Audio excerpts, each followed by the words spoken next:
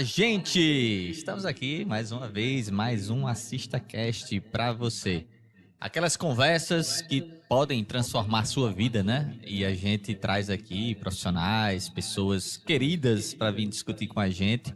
E hoje teremos um tema que é um tema especial porque fala de mudança, né? E aí, como é difícil muitas vezes a gente mudar. Só que a mudança será pelo prisma da análise do comportamento. Você sabe o que é isso? Quem é psicólogo, quem é da psicologia, provavelmente ouviu falar da análise do comportamento, né? Por mais que não seja uma corrente muito ainda consolidada no Brasil, mas iremos falar sobre isso. E para falar sobre mudança, sobre o prisma da análise do comportamento, estamos aqui com Natália. Natália é nossa psi infantil aqui, mas atende não só crianças, adolescentes, outros públicos também. Tudo bom, Natália? Tudo certinho, Paulo. E você? Seja bem-vinda, viu? Obrigada. Seja bem-vinda. Vamos lá, então não vamos demorar aqui para conversar sobre mudança, sobre o prisma da análise do comportamento, né? Então, assim, primeiro, análise do comportamento é uma corrente da psicologia, uma abordagem, enfim, mas que, como eu falei, talvez não seja ainda tão difundida no Brasil, né? Como é que tu vê isso e por que que a gente vai falar de mudança sobre o prisma da análise do comportamento? Bora lá. Ok, vamos lá. Quando a gente pensou desse tempo, né, eu também estava pensando sobre isso, de que forma a análise do comportamento chegou na minha vida e chega na vida das pessoas, né, que estudam e estão na graduação hoje em dia. Eu acho que muito disso tem a ver com a graduação, porque a gente não vê muito isso na faculdade. Perfeito. No máximo, a gente vê sobre behaviorismo, né, sobre a filosofia, a gente entende um pouquinho rapidamente sobre o que é, e muita gente ainda confunde metodológico com radical, então isso ainda atrapalha um pouquinho mais.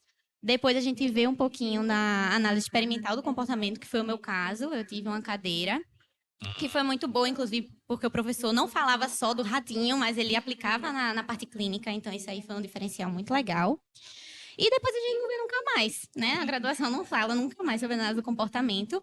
E eu acho que um estigma também que piora tudo é que a análise do comportamento no Brasil, ela hoje vem muito para o TEA, né? No Sim, tratamento do TEA. Então as pessoas esquecem que não é um tratamento específico para TEA, mas é uma corrente, enfim, é uma ciência que pode ajudar a trabalhar várias e outras questões, né? Mas aí, como vem muito baseado nisso, aí acaba ficando um pouquinho esquecido. Eu acho que perfeito. essa é uma dificuldade que a gente enfrenta hoje em dia. E eu sou suspeito, tá, para falar, porque você falou aí de professor que dá análise do comportamento, é uma disciplina que eu ministro, né, a análise experimental do comportamento, por isso que assim eu sou suspeito a falar da análise do comportamento. Mas você falou do sniff, né, primeiro era os ratinhos, tá, gente? Quem é da velha guarda, mais old school como eu, assim, antigamente os Foi professores ratinho mesmo. ratinho mesmo, né? Assim, na minha época já não tinha, mas já tinha essa questão de não usar os animais, né, para fazer as aulas e tal. Depois foi substituído pelo programa, né, o Sniff, que é um programa de computador, que tinha um ratinho lá, e a gente ia contar quantas vezes fazia o comportamento. E hoje, a tendência é que a gente puxe realmente mais para uma prática clínica, né? Então, a galera da psicologia que está por aí, e possivelmente também assiste aqui nosso AssistaCast, vai entender que não sei se você é contemporâneo do meu tempo lá, né, de graduação, porque no meu tempo só tinham, na verdade, três disciplinas, três abordagens, né? Psicanálise, né, como preponderante, tinha Gestalt e a abordagem centrada na pessoa, né, a ACT, a abordagem ACP. ACT mesmo, do Rogers, né? E pronto, então assim, você não. E as pessoas que vinham falar sobre análise de comportamento, terapia cognitivo e comportamental, vinham de fora, né? E eram apedrejadas. Sim. Eu passei muito por isso. Na tua época também foi assim, e aí como é que tu entrou na esfera da análise do comportamento? Assim, é isso que eu quero pra minha vida, assim. Uhum. Foi por quê? Porque tu não gostou de Freud, enfim. Não, então, teve um caminho meio turbulento. Na verdade, eu acho que a vida me levou para isso, ó, na lista do comportamento falando isso, mas a vida meio que me levou porque eu tive essa cadeira de análise experimental do comportamento e eu amava o meu professor, ele deu outras cadeiras também e surgiu uma vaga de monitoria. E aí eu passei, fui monitora durante 2 períodos, ajudando esse professor e tudo mais. E junto disso apareceu uma vaga numa clínica, que estava, na minha época não era como é hoje, que é uma clínica a cada esquina que a gente passa. Então não era uma coisa muito conhecida, as pessoas não sabiam como funcionava. E aí eu iniciei como estagiária, aplicadora aba, passei muitos anos sendo aplicadora aba. E fui me identificando mas eu ainda não sabia que era isso que eu queria trabalhar. Eu ainda tinha outras perspectivas em relação à clínica, porque é isso, né? A gente não acha que análise do comportamento e clínica dá para caminhar junto, parece que são coisas separadas.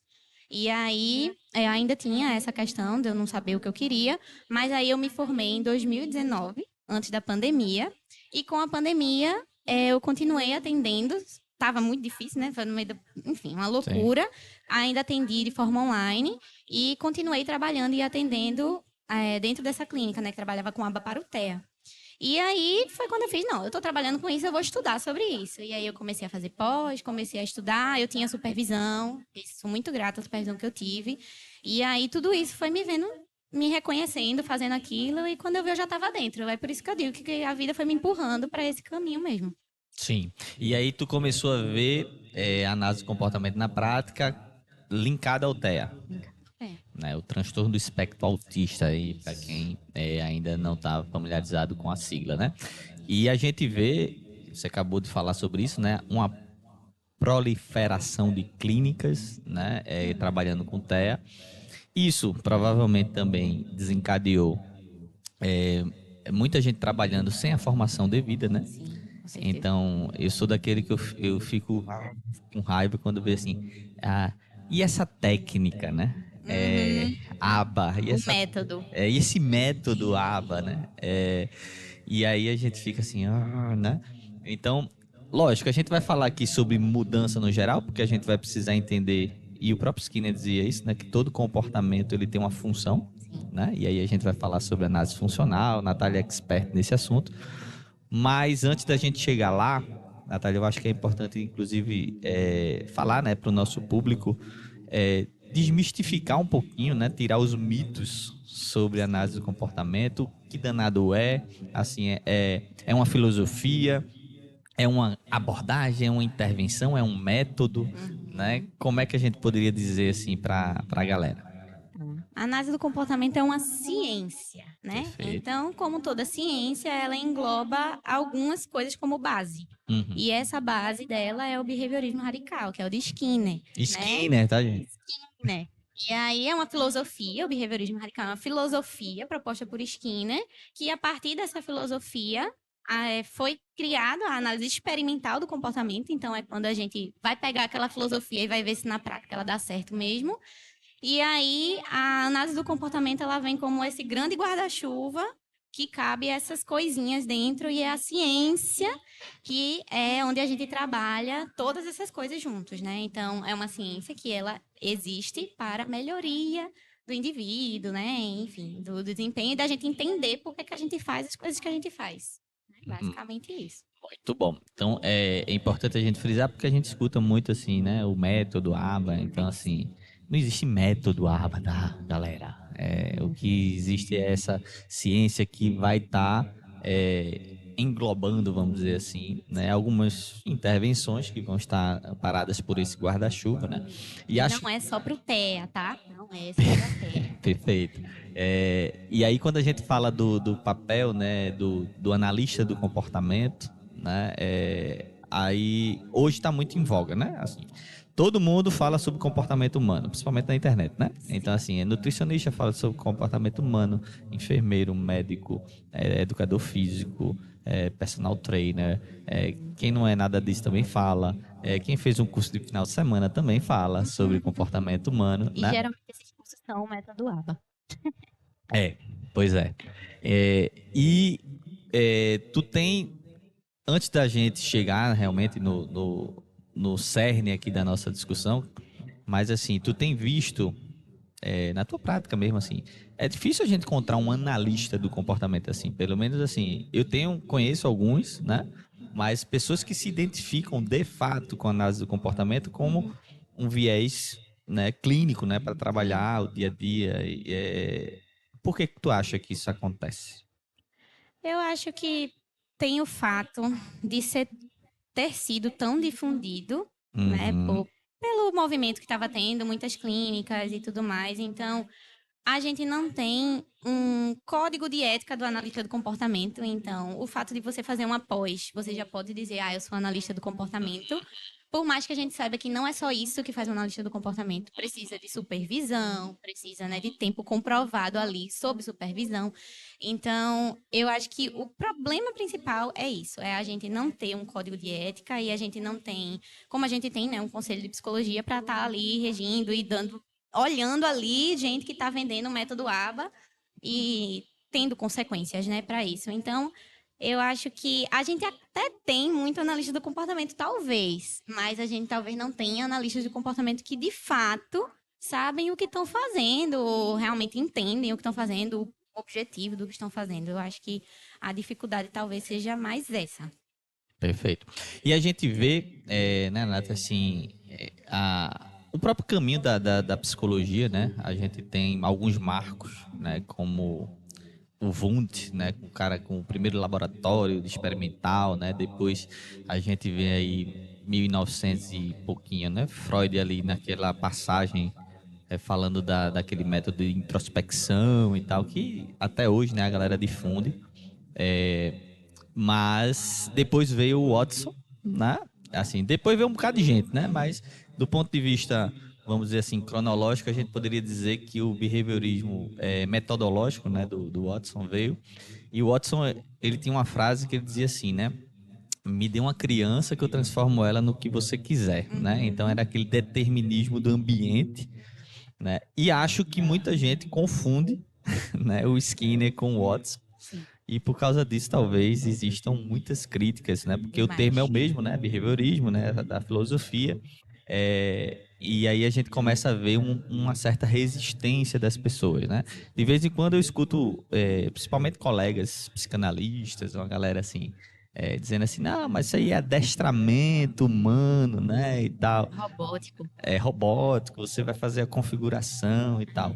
Mas aí a gente vai introduzir aqui para dizer assim, a análise de comportamento ela vai se debruçar sobre o comportamento, né, humano e lá atrás na experimental não humano também, né? Então muitos testes que o Sim. Skinner fez com pombos, né, tem a famosa caixa de Skinner e tal, né, do jatinho lá batendo na barra, mas assim, quando a gente pega essa frase, né, do Skinner que diz que todo comportamento tem uma função, isso poderia ajudar nós, seres humanos mortais, né, que não é da psicologia, por exemplo, a entender o porquê que às vezes a gente se comporta de tal maneira em dado contexto e talvez não se comportem, né, dessa mesma maneira em outro contexto, enfim.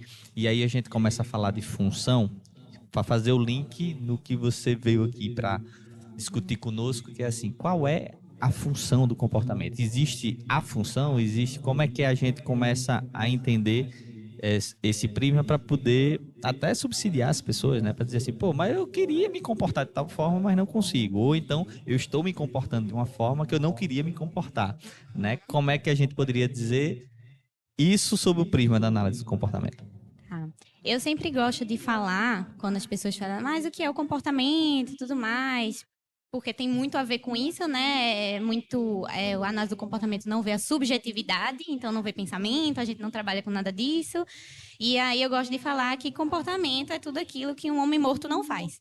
Então, Boa. um homem morto não fez, é comportamento, gente. Então, pensamento também entra nisso, né? Skinner também fala muito sobre isso depois. Então, quando a gente vai entender função do comportamento, a gente não vai pegar só a consequência disso, né? Então, a gente tem aí todo um panorama que a gente encaixa o ambiente. Então, em que ambiente esse comportamento aí foi emitido? A gente tem o comportamento, né? Exatamente aquilo que a gente quer mudar ou quer manter, enfim. E a gente tem consequências. Então, nosso comportamento, as coisas que a gente faz, as escolhas que a gente toma, elas não ocorrem no vazio. Né? Elas ocorrem em um ambiente específico e com pessoas. Então, as pessoas ao nosso redor, elas vão, né, dizendo ali pra gente se é pra gente continuar fazendo aquilo ou se é pra gente parar de fazer aquilo. Então, eu acho que eu gosto muito de para a gente compreender função é sempre trazer para essa questão do ambiente e das suas consequências, né? Essa junção dos dois é que vai estar dizendo ali como é que a gente vai estar se comportando. Sim. E pessoas são ambientes em dada medida, né? Sim. E aí a gente pode fazer até um exemplo clássico, assim, né? E a gente discute até em sala de aula, assim, ó. Imagine você chegando na casa do seu sogro pela primeira vez, né? E aí a sua sogra bota lá uma macarronada que você não gosta, né? E aí você come e ela pergunta assim, como é que está o prato, né? Aí você vai dizer assim, não, está ótimo, delicioso, faça de novo, né? Então, isso na casa do sogro e da sogra, mas se sua mãe fizer isso em casa, né? E você realmente não gostar Uhum. da macarronada, provavelmente você vai chegar para sua mãe e vai dizer assim, tá triste, não quero, não gosto, né? Sim. E aí a gente vai ver que existem antecedentes a esses comportamentos que vão, de certa forma, mediar nessa probabilidade desse comportamento acontecer. Tu acha que é um foco que muitas vezes as pessoas, né, não se atentam assim? O ambiente que está se vivendo para se comportar de tal maneira, né? Então, assim, ambiente de trabalho que tem muita fofoca, né? Como é que eu me comporto diante, né, desse tipo de ambiente? Porque isso pode trazer alguma aversividade a depender da história de vida, né? E aí entra nessa questão de que o analista do comportamento ele também vai olhar para essa história de vida, né? Sim. As histórias de condicionamentos, enfim. E aí a gente já quebra esse mito de Uhum. dizer que o analista do comportamento não vê a subjetividade, não vê a história de vida, né? Uhum. Mas qual é o papel do ambiente, assim? Tu acha que, de fato, esse ambiente, ele é determinante para o comportamento? Também, né? Mas o ambiente faz total diferença em como a gente vai se comportar. Eu acho que esse exemplo é ótimo para a gente Uhum. entender isso. Mas dependendo da audiência que a gente tem, a gente vai ter comportamentos diferentes, né? Então, eu não vou falar da forma como eu falo com a minha mãe, como eu vou falar com o paciente. Então, Uhum. a minha audiência é diferente, logo meu comportamento vai ser diferente baseado nisso, né? Então, a gente tem essa dificuldade de entender esse contexto que a gente está quando a gente vai falar de mudança, né? Eu fui para pensar, né, no que a gente poderia conversar hoje, e tudo mais. Eu fui pensar nos meus processos de mudança e o que é que precisou para que eu tivesse as mudanças que eu fiz, as últimas, né, as mais recentes. E aí eu pensei que essa questão do contexto, às vezes a gente tem uma dificuldade de se perceber nele e de entender que às vezes ele está facilitando para que você ou se mantenha daquela forma ou que você não consiga agir de outra maneira, enfim. Então, quando a gente, por exemplo, pessoas em um relacionamento que já está há muito tempo não sabe como terminar, ou estou no emprego há muito tempo, não sei como sair. Então, o que é que ali naquele ambiente está favorecendo para tu continuar naquele contexto? O que é que naquela relação está favorecendo para tu continuar naquele contexto? Ou o que é que tu está evitando estando Uhum. naquele contexto? Isso aí também é importante, né?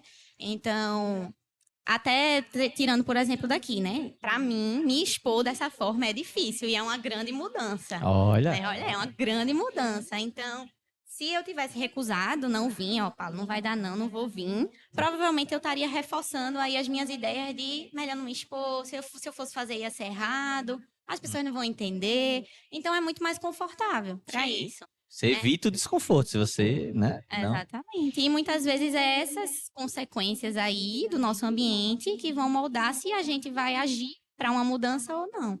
Por isso que é importante a gente avaliar esse contexto. Qual é o contexto que a gente está inserido? Você trouxe a questão do emprego, né? Então, eu estou inserido num lugar onde tem muita fofoca, e aí a pessoa que não participa dessa fofoca ela é excluída. Então, e aí? Como é que vai ser? Esse ambiente está te colocando naquela situação de ou você se inserir naquele contexto e ser reforçado diante daquela audiência, ou você sair daquele contexto e provavelmente vai ser punido para Uhum. aquela audiência, né? Então, é isso. De que forma esse contexto está facilitando para você continuar fazendo, para você evitar fazer o que você precisa fazer.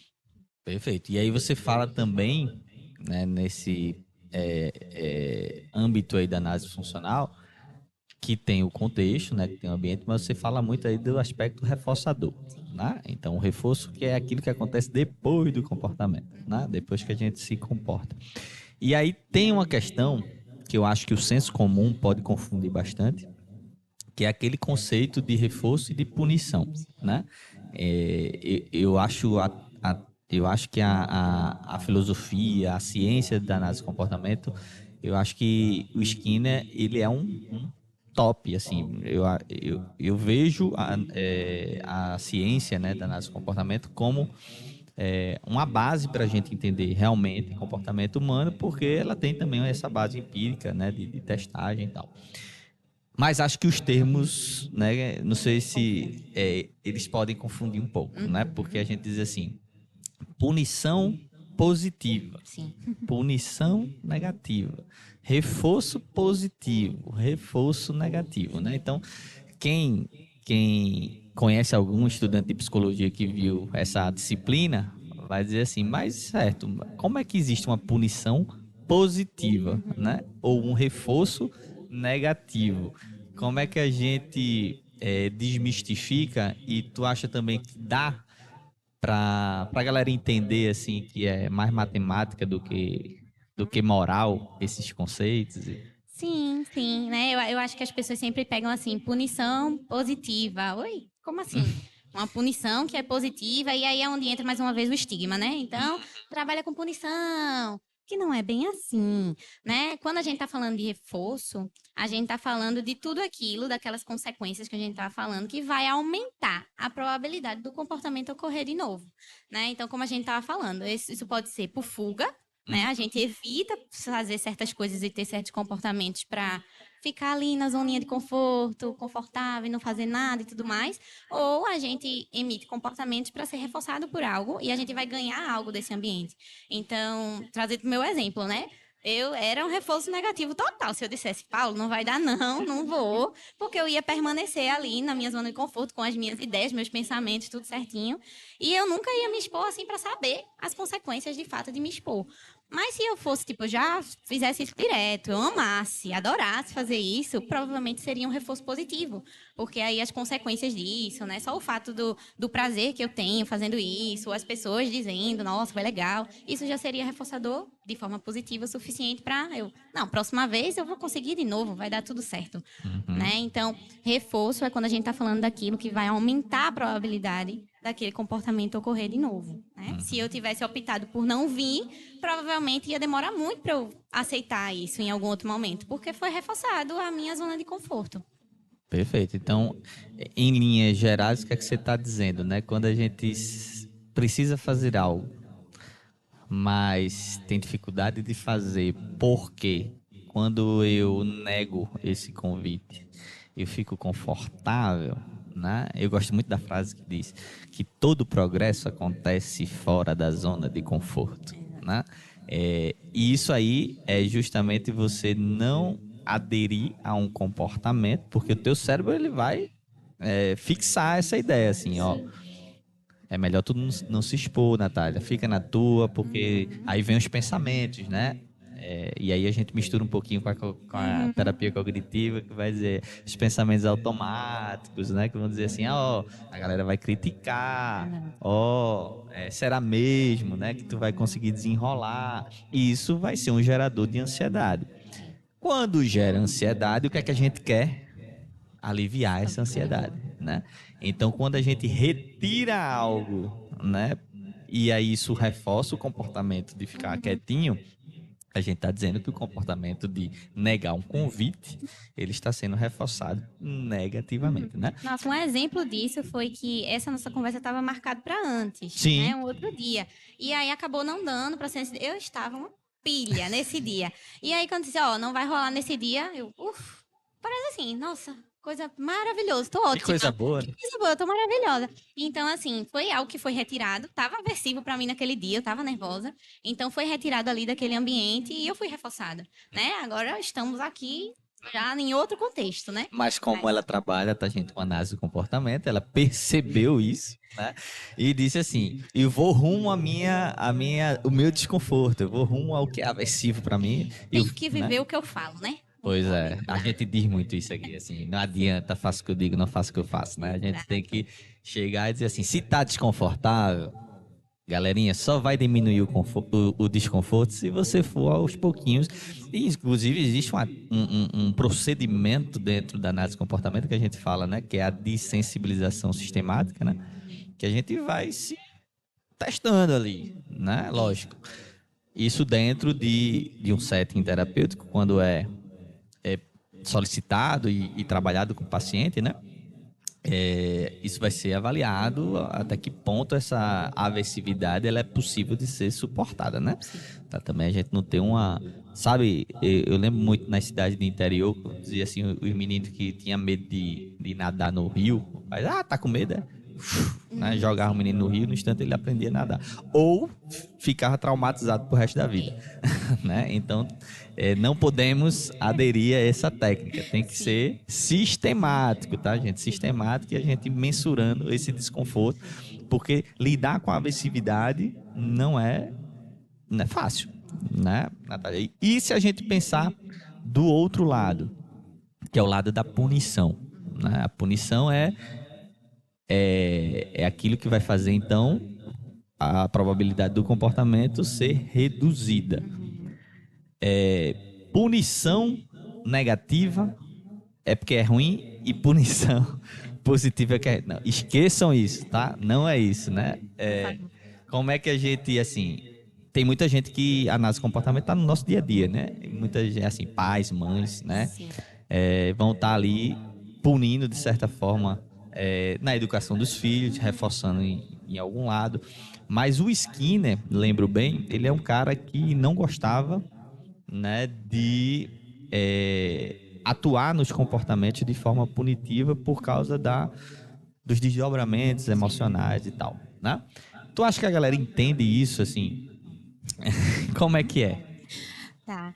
É a mesma ideia, né, do reforço. Quando a gente vai falar de reforço positivo e negativo, sempre vai ser na ideia do é algo que está acrescentado no ambiente e é algo que está sendo retirado do ambiente, né? O exemplo, por exemplo, o menino tem medo de entrar no rio e jogar ele dentro do rio, foi uma punição positiva que Sim. ele recebeu, porque recebeu um trauma Isso. em troca, né? Então, a punição positiva vai ser tudo aquilo que a pessoa vai receber como algo aversivo no ambiente. Então, uma criança que, enfim, fez alguma coisa que o pai não gostou e esse pai vai lá e bate, dá uma palmada. Isso foi uma punição positiva, porque ele recebeu a palmada aí acrescentada no ambiente. Já o que acontece muito você não vai fazer isso não? Vou tirar seu celular. Né? Acontece bastante hoje em dia. Então, isso foi uma punição negativa, porque foi algo ali no ambiente que foi retirado e que era bom e que foi retirado. Então, eu acho que essa é a mesma ideia do reforço, né? Não é porque é bom, não é porque é ruim, mas é porque foi acrescentado ou foi retirado do ambiente. Né? E tem isso, né? É uma punição, isso pode diminuir a probabilidade, mas não é certeza de diminuir, né? Então, por exemplo, uma criança que sabe que a mãe não gosta quando ela fica no celular mais de 30 minutos por dia. Então, tudo bem, na frente da mãe ela não vai fazer. Se a mãe sai e ela fica com a avó, ela vai pegar o celular e vai ficar 40, 50, 1 hora, 2 horas no celular, porque o agente punidor não estava presente no ambiente. Então, a questão da punição é isso. Ela não é duradoura, né? Ela depende de toda a configuração daquele ambiente para permanecer. Se não tiver daquele exato contexto, talvez ela não dure. Seria melhor, então, reforçar o comportamento? Com certeza, né? A ideia toda da análise do comportamento é utilizar do reforço, né? E especialmente do reforço positivo, que a gente vai estar acrescentando coisas positivas ali no nosso ambiente, do que a punição, né? Isso aí é toda a ideia da análise do comportamento e tem tudo a ver com mudança também, né? Porque se a gente vai falar de mudança e a gente vai falar da gente sempre estar agindo em reforço negativo, a gente sempre vai estar agindo para evitar situações. E não para ver o que é que a gente vai ganhar daquela situação, daquela exposição, das mudanças que a gente vai precisar estar tendo, né? No ambiente. Perfeito. E isso vale, né, Nath, assim, do que a gente vê na clínica, em psicoterapia, a nossos comportamentos cotidianos, né? Como eu trabalho, assim, com um público que às vezes tem problemas com transtorno por uso de álcool e outras drogas, né? Apostas, enfim, a gente tem também um público que está aí e veja o mecanismo das casas de aposta é um estudo da análise do comportamento, né? Que é o, Reforço intermitente. né? E aí a gente pode explicar depois, né? O reforço intermitente, para a gente entender essa lógica, mas assim, vendo para as pessoas que consomem álcool, por exemplo, e aí a gente entra na função do comportamento, né? E eu às vezes discuto sobre isso, assim, quando você pode questionar o seu comportamento a partir do momento que você entende o porquê que eu faço isso, o que é que eu estou ganhando, né, ou perdendo, enfim, quando eu me comporto dessa forma. Então, sabe aquela coisa de novela das 8, das 9 antigamente, que assim, o cara chega estressado do trabalho em casa, aí vai lá e todo cara empresário dessas novelas das 8, e quando ele chega em casa tem um bar, né? Aí tem ali o uísque, aí ele bota 2 pedras de gelo, aí dá aquela mexidinha, alivio Sim. o meu estresse e minha ansiedade. Então, esse comportamento ele é aprendido, ele é reforçado porque eu bebo álcool para aliviar esse estresse, essa ansiedade, né? E aí eu ensino, meu cérebro vai captar essa informação toda vez que eu tiver estressado ou ansioso, o que é que eu vou recorrer? Né? Eu vou lá e recorro ao álcool. Né? E aí entram outros mecanismos, porque aí é neuroquímica, a gente não vai entrar nisso. Mas, quando a gente pensa na função do comportamento, né? Tem muita gente que se comporta sem questionar essa assim, por que eu estou fazendo, por que eu não estou fazendo, assim, e saber de análise do comportamento pode ajudar. Sim, com certeza, né? Porque aí é exatamente isso, é a gente entender o que é que está favorecendo para a gente continuar tendo aquele tipo de comportamento e o que é que a gente está ganhando ou está fugindo disso, né? Então, às vezes a gente tem um mesmo comportamento que vai acontecer ali, que vão ter funções completamente diferentes, Sim. né? Então, quando eu penso em relação às minhas, né, que eu falei, não, meu processo de mudança e tudo mais, e aí eu passei por essa transição de carreira mesmo, eu trabalhava muito com aba aplicada ao TEA, e aí eu passei a querer trabalhar com a parte clínica, né, trazer a análise do Que bom, né? comportamento. Só assim você chegou aqui. Sim, e aí eu fiquei pensando em como foi que esse processo aconteceu, né, e o primeiro de tudo foi, claro, perceber o que é que estava me mantendo, né, naquele processo, trabalhando daquela forma e tudo mais. O que é que eu estava ganhando e o que é que eu estava perdendo, mas não só isso, mas também referências. Então, eu acho que a gente ter essas referências no ambiente ajuda a gente a se colocar em outras situações. Então, eu acho que um exemplo claro disso que tem acontecido é o aumento do exercício físico, atividade física, Sim. ultimamente. Todo mundo quer ler muitos livros, quer ir muito para academia, porque isso está muito difundido. Então, a gente ter essa referência facilita e ajuda para que a gente tenha os comportamentos dentro daquilo que a gente tem de referência. Então, uma coisa que a mim ajudou muito nesse processo foi ter a referência de análise do comportamento clínica. Eu não tinha essa noção quando eu trabalhava com o ABA, né? E aí, ter essa referência ajuda a gente a ter a flexibilidade de se pensar nesse contexto. Então, esse é um outro ponto que é importante. Se eu não sei que aquele contexto existe e que eu posso ser reforçada por aquilo, é muito difícil da mudança agir, né? Então, às vezes a gente se mantém ali em certas situações porque a gente não sabe que existe uma outra possibilidade daquilo, porque aquilo já foi tudo tão reforçado durante tanto tempo que às vezes não tem aquela noção de que existe uma outra situação. Isso vai para, de novo, relacionamentos, né? Estar num emprego há muito tempo e não sabe o que fazer, porque às vezes a gente não tem essa referência, não tem essa ideia de como é para além daquilo ali. Então, pela história de reforçamento, a gente só continua o tempo todo lá naquela situação. Então, eu acho que a gente saber dessas referências, né, conseguir ter essa flexibilidade de se imaginar a partir dessas referências e entender esse contexto do que é que nos mantém ali, faz todo sentido para o processo da gente se expor. E aí, com a exposição, é onde a gente vai conseguir ter o reforço ou não do ambiente para continuar mudando, né? Perfeito. E acho que esse exemplo que você trouxe até da tua estadia aqui no nosso AssistaCast, né? Você veio aqui e vai perdurar aqui por 3 horas. Né? Não, vai ser um pouquinho menos. Tem a ver com essa exposição, né, Natália? Sim. Muita gente, talvez, se existe uma coisa que a galera tem medo, é de falar em público, né? É se expor, né? A gente vê muito isso, assim, Quando a gente discute empreendedorismo, a galera, não, tem que se expor, tem que, né? E a galera, não, deixa eu ficar aqui quietinho e tal, né? E essa exposição, né, é desconfortável.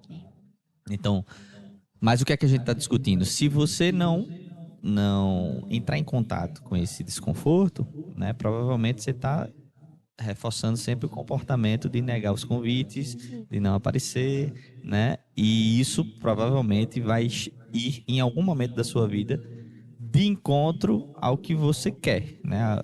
Os valores da sua vida, né? Quando você diz assim, eu saí da aplicação direta, né, do ABA e vim para a parte clínica, né? Por mais que você traga com você, e que bom que trouxe, né, esse amparo aí da análise do comportamento.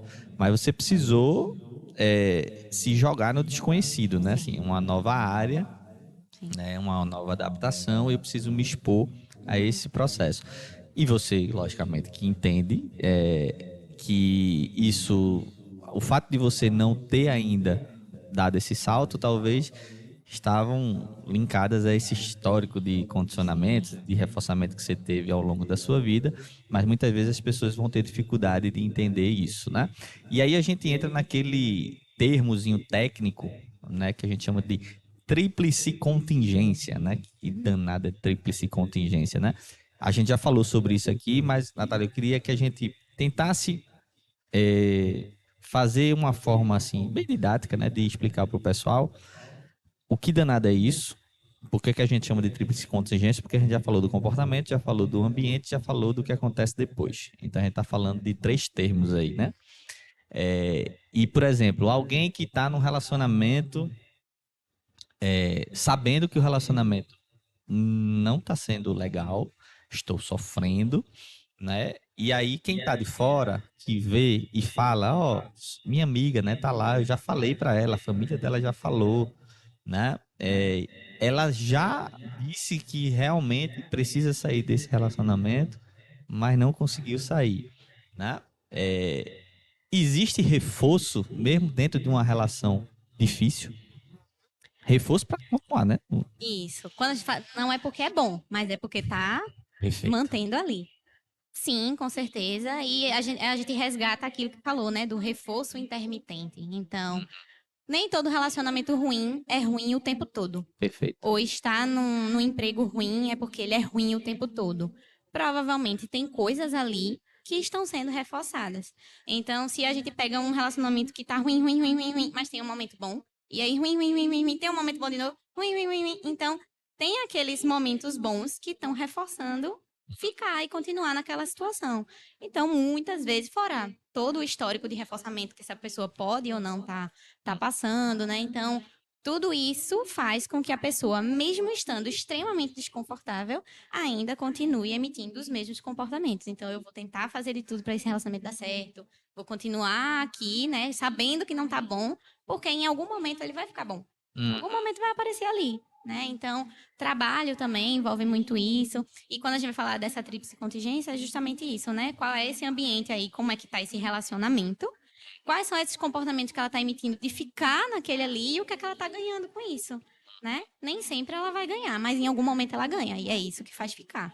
Sim. E assim acaba ficando até mais difícil da gente mudar, porque a gente fica naquela esperança de que em algum momento a gente vai ter acesso àquele reforçador de novo.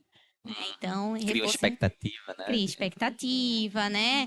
A gente sabe que quando a gente é punido, tem uma questão da extinção, né? Então, se a gente não tem acesso àquele reforçador, o nosso normal é o nosso comportamento ir lá para o céu e além. Como assim?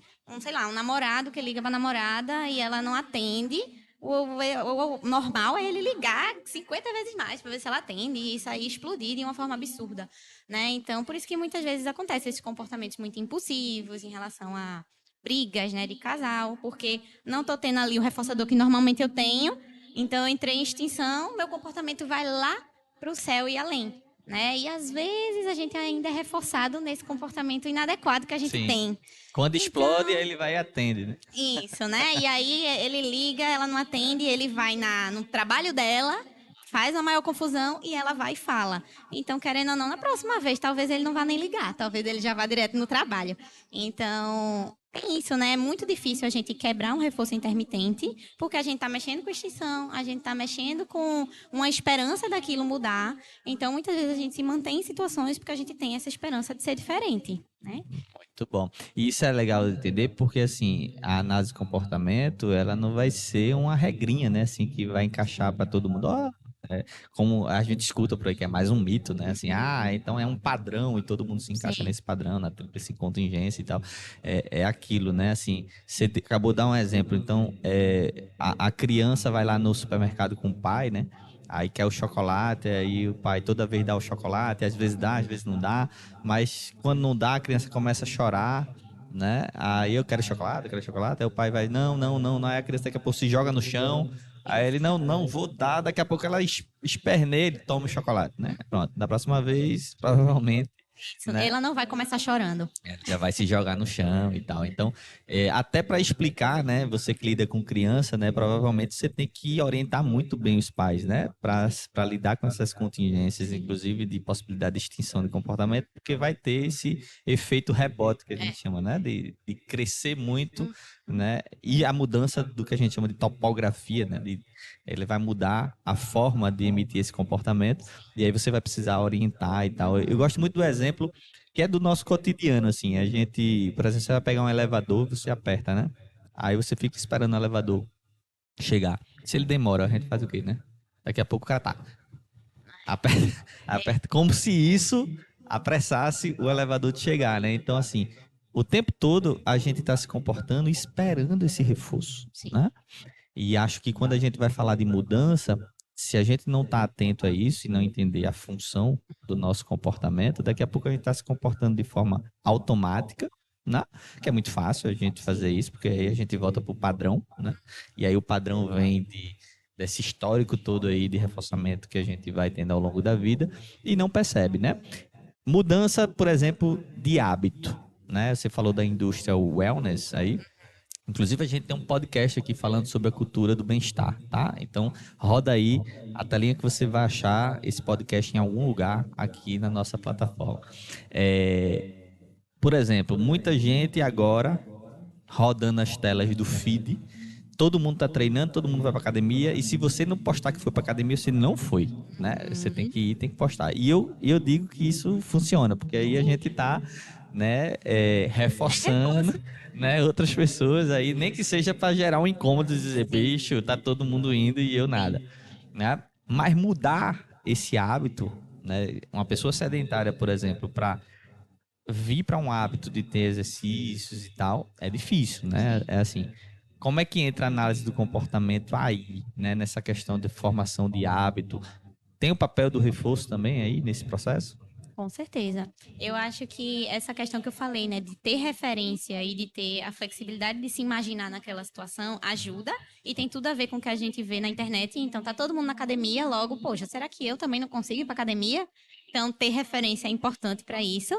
Mas em casos mais difíceis, né, de realmente ter dificuldade de iniciar coisas, enfim, de manter hábitos, exposição é a nossa maior aliada, né? Então, a gente não tem como obter reforço do ambiente se a gente não se expõe para que esse reforço apareça, né? Então, por exemplo, se eu tivesse mantido a minha decisão, não vou participar, não vou, eu talvez não ia ter a consequência legal de, eita, funcionou, ok, foi tranquilo, foi mais tranquilo do que eu imaginei.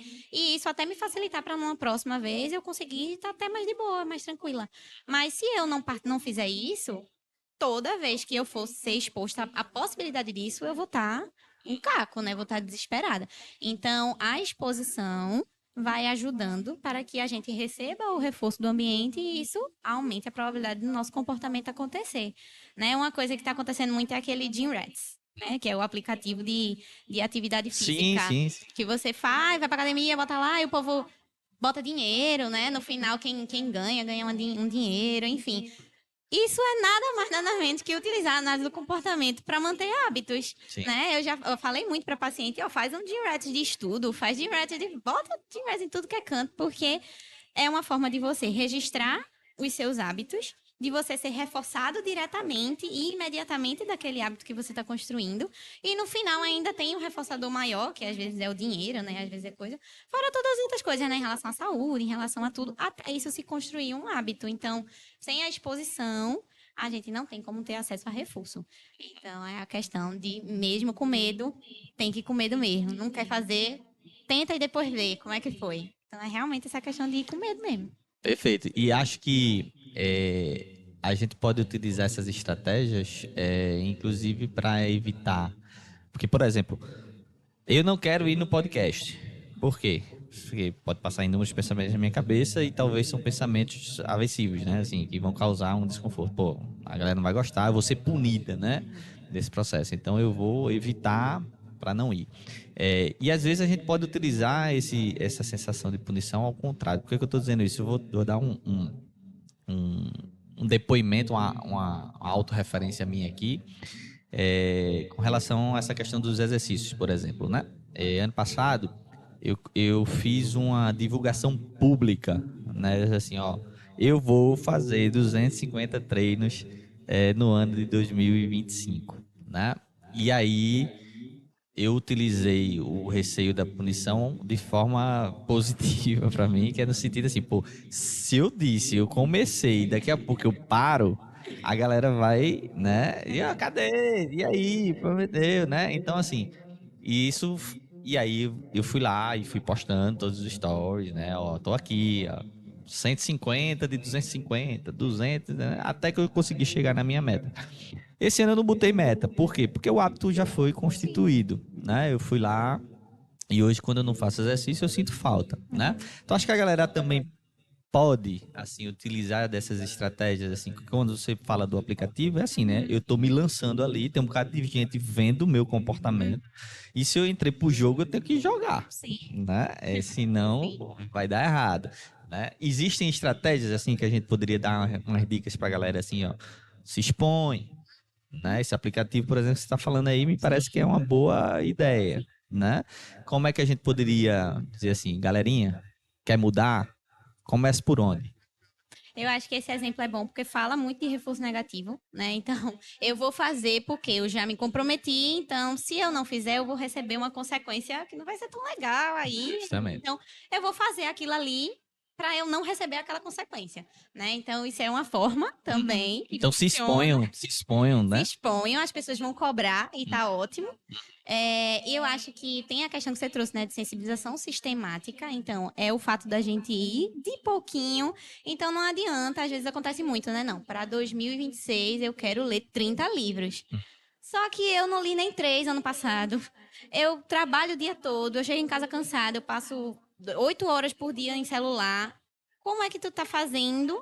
Como é que tá esse ambiente aí te favorecendo para tu conseguir fazer essa meta para Que é uma mudança 2026? drástica. Mudança drástica, né? Então, será que no lugar de estabelecer 30 livros por ano, será que não dá para estabelecer por dia 15 dias, 15 minutos? Então, todo dia tu vai ler 15 minutos ali, e aí, será que lendo 15 minutos todo dia tu não chega em 15 livros? Talvez nos 30? Não sei. Mas às vezes a gente tem essa ideia, né, de sair daqui, pegar um foguete e chegar lá do nada. Então, essa questão de se expor de pouquinho, porque aí é muito mais fácil do reforço vir, porque você vai ver, eita, não, 15 minutos eu super consigo ler 15 minutos. É pouquíssimo, é até besteira eu colocar uma meta de ler 15 minutos. Mas quando você vê, você está conseguindo alcançar aquela meta. E isso vai te reforçando e te dando energia para você conseguir cada vez mais aumentar a meta, triplicar, enfim, e conseguir alcançar as coisas. Então, eu acho que uma dificuldade grande hoje é que a gente quer tudo para ontem, né? Inclusive com os nossos hábitos e as metas. Então, a gente precisa pensar quais são os comportamentos pré-requisitos para chegar na meta que você quer.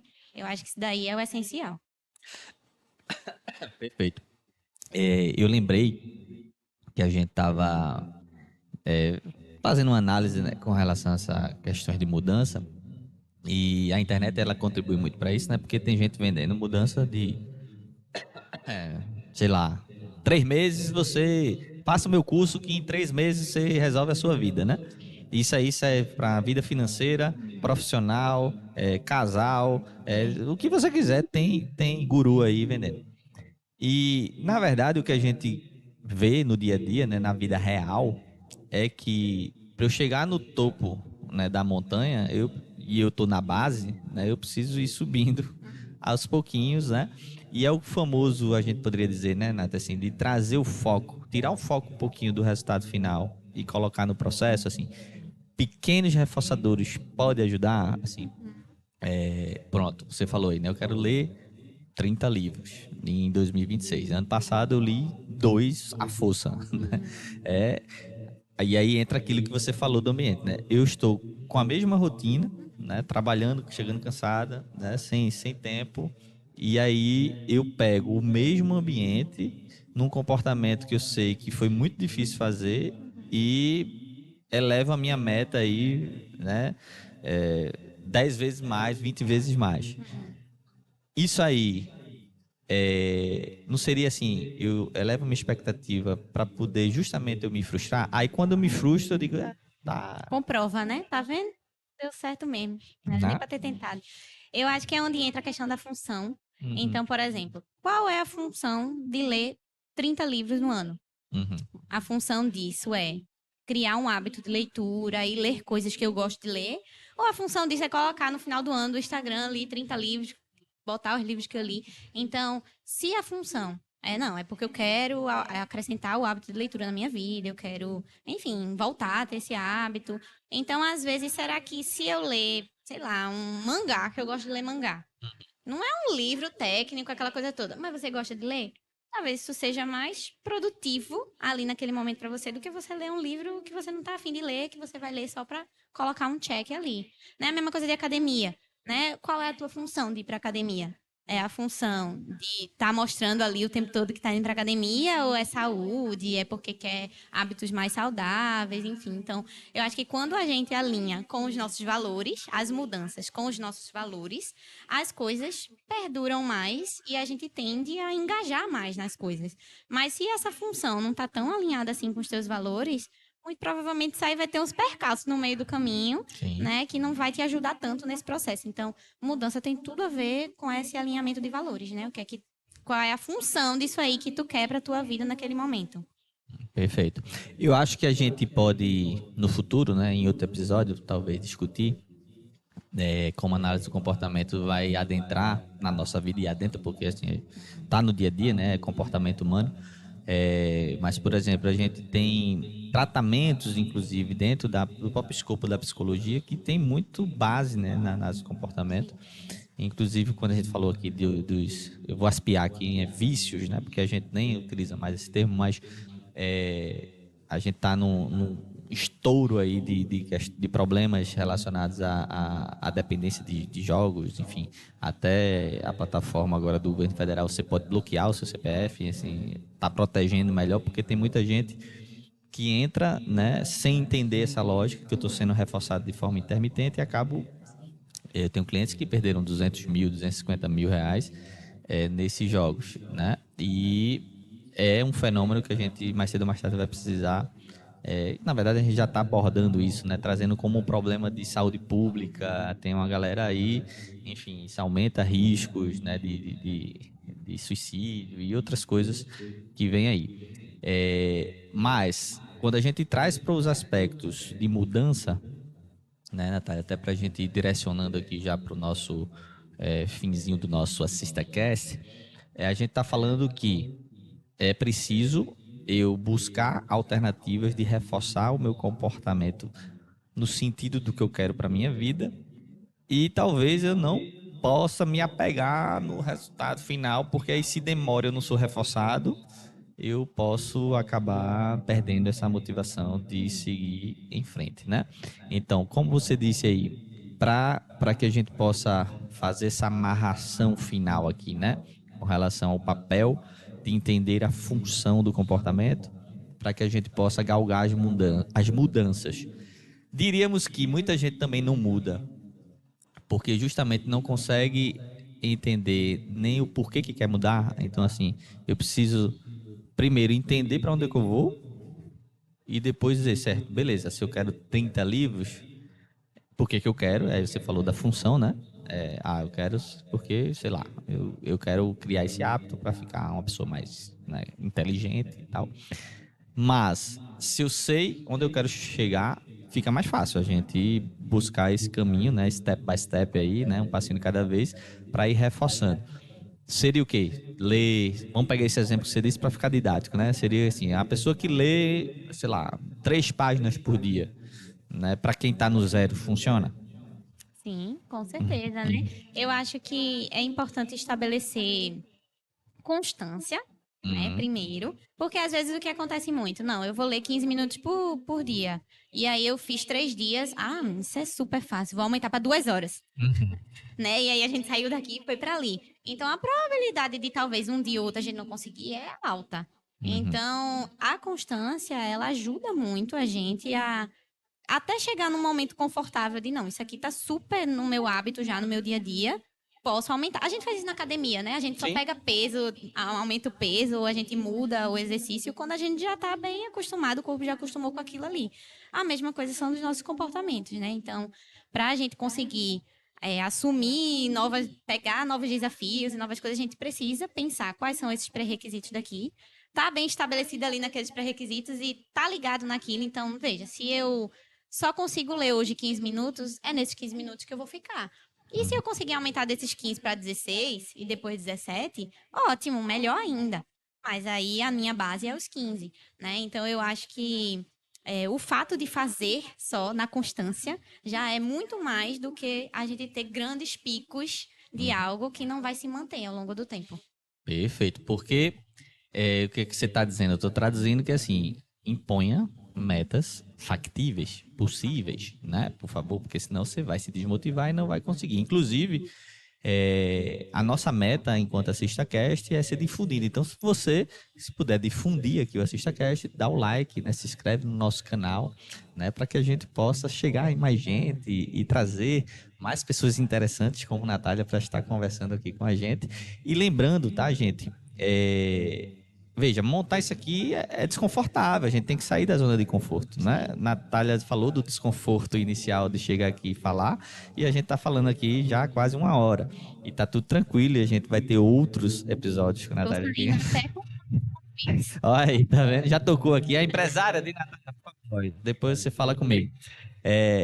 E eu só lembrar para vocês que, assim, mudar, né? A Natália tá falando aí da mudança, e toda mudança é desconfortável, tá, gente? Assim, você falou da academia, né? Assim, o músculo ele só cresce no desconforto. Não adianta você sentar lá na cadeira e dizer assim, fui pra academia, tirar uma foto, postar no Instagram, que nada vai acontecer, né? O máximo que vai acontecer é a galera dizer assim, foi, pegar as comandas, eita, 40, subir para 60, enfim. Isso só vai acontecer, a mudança de fato acontece no desconforto, né? E muitas vezes a gente tá querendo uma vida, né, muito plena, assim. Eu parafrasei um filósofo que tem 9 anos de idade, por sinal mora lá em casa, meu filho, que ele diz: papai, a vida não é um morango. Aí eu disse: realmente não é um morango, né? A gente precisa, talvez seja um limão, né, que a gente bota um açuquinho, um gelinho ali, faz uma mentirosca né? Mas a gente precisa ter esse acesso a tolerar o, o desconforto, né? E logicamente cabe a você medir isso, mensurar assim, qual é o desconforto que eu consigo tolerar para suplantar essas minhas dificuldades. Por exemplo, Natália, ela olhou e disse assim: é tranquilo, podcast, eu vou lá, vou falar, vou sair daqui com 3 convites e, né, ela já está convidada para o próximo. Mas foi isso. Então, em termos finais, né, a gente poderia dizer que há mudança sem desconforto, ou seja, de certa forma a gente vai ter que lidar com esses eventos aversivos para poder mudar. Com certeza. Isso, a vida não é um morango. Então, os eventos aversivos, eles vão estar o tempo E todo. morango não é reforçador para todo mundo. Exatamente, entendeu? Posso odiar morango, inclusive. Então, a gente sempre vai estar lidando com eventos aversivos. E eu acho que o segredo está nisso, né? Em tolerar esse desconforto. E assim, se o seu comportamento está alinhado com o que você quer, com os seus valores, faz sentido para você, aquilo ali traz um reforçador mais a longo prazo né? Que talvez no meio do caminho você vai precisar engolir certas coisas, mas você tem um objetivo lá final, que é o seu reforçador final para aquilo. Então eu acho que o segredo está na gente alinhar mesmo os nossos valores, o que é valoroso para mim, o que faz sentido para minha vida e quais são os morangos, limões que eu vou estar pegando no meio do caminho, que eu vou precisar sustentar para chegar no destino final, né? Eu acho que é isso. Perfeito. Considerações finais, como foi para você estar aqui? Você tem redes sociais, como é que a pessoa pode lhe achar? Além do site da clínica, né? clinicassista.com.br, tá lá. Você entra na aba profissionais, você vai achar lá, Natália, para o atendimento, né, em análise do comportamento e terapia cognitivo-comportamental e muito mais. Mas considerações finais, o que é que você achou? Eu adorei, foi ótimo. É um tema que eu amo falar, né? Então eu acho que isso ajuda, né? Ajuda o É ambiente. reforçador. Então acaba que facilita, é uma coisa aversiva, mas acaba sendo reforçadora também, né? Então eu acho que ensina muito a tudo que a gente tá falando, né? Sustentar alguns limões, alguns moranguinhos para a gente chegar onde a gente quer. E se não houver essa exposição, se a gente não se expor, a gente não vai conseguir ter acesso a esses reforçadores. Então, é isso, eu adorei a experiência. Perfeito. Obrigado, tá, Natália? Então, em breve você estará aqui de volta, tá? E você aí que está aqui conosco já em alguns episódios, vai rolando aí que tem vários episódios que a gente vai estar discutindo aqui para conversas que podem transformar de alguma maneira a sua vida. Dá o like, né? Manda aí, divulga o nosso AssistaCast para chegar em mais gente. E também, se você quiser comentar, botar perguntas, né? Bota aí que a gente vai vendo ao longo do processo para poder ir respondendo e até trazer temáticas que sejam importantes para você, tá bom? Nos encontramos no próximo episódio, nos vemos no decorrer. Valeu!